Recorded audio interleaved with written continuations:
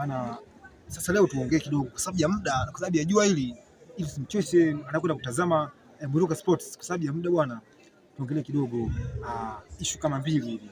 Acha tuanze na issue ya Alan Okello. Alan Okello Hills kama sio nataka aje ashiriki michuano gani? Brother Engineer S. Saluti.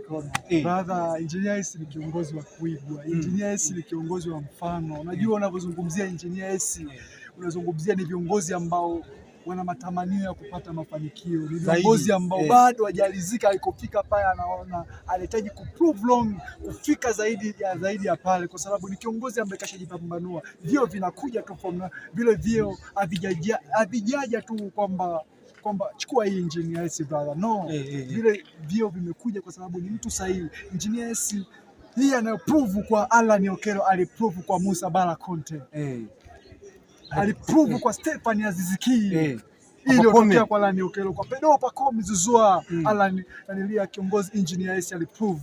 Kwa ni kitu ambacho kijeja kwa bahati mbaya tu from nowhere kwamba Engineer S leo kwamba ni kiongozi tunamsifia kwamba kwa matamanio au kwamba tu ni propaganda. No, Engineer S ni kiongozi wa mfano. Engineer S ni kiongozi wa kuigwa kwa sababu ana prove long. Au nimekutajia baadhi ya sajili tu hapo ambazo alizitikisa, alizipambania yeye kama yeye. Nakumbuka Engineer S ka prove kwa Kratos Chota Chama, ndoto ya wananchi.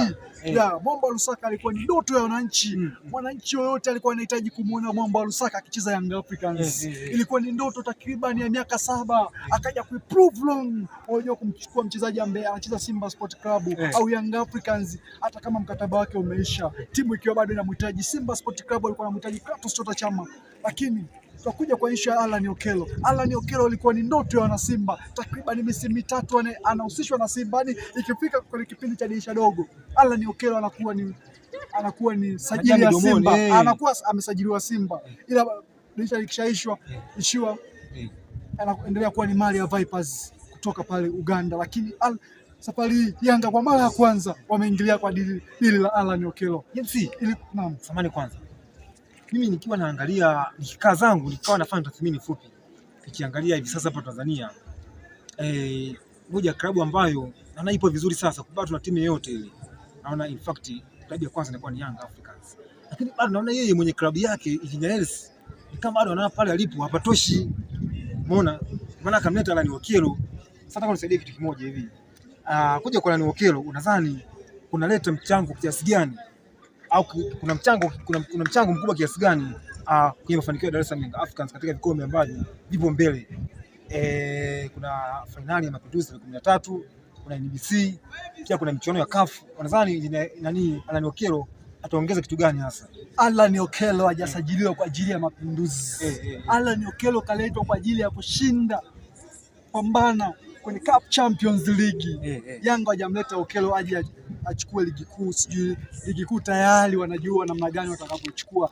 Tayari kikosi cha kwenda kuwapa ubingwa wa ligi kuu wanacho tayari, kiko pale. Zaidi wamemleta Alan Okello kwenda kuongeza kuinject something ambayo iliwafanya waishie group stage msimu uliopita na kwenda Yanga kwenda hatua inayofuata. Sawa kabisa. Unadhani sasa ni wapi Engineer S anawashinda hao matajiri wengine?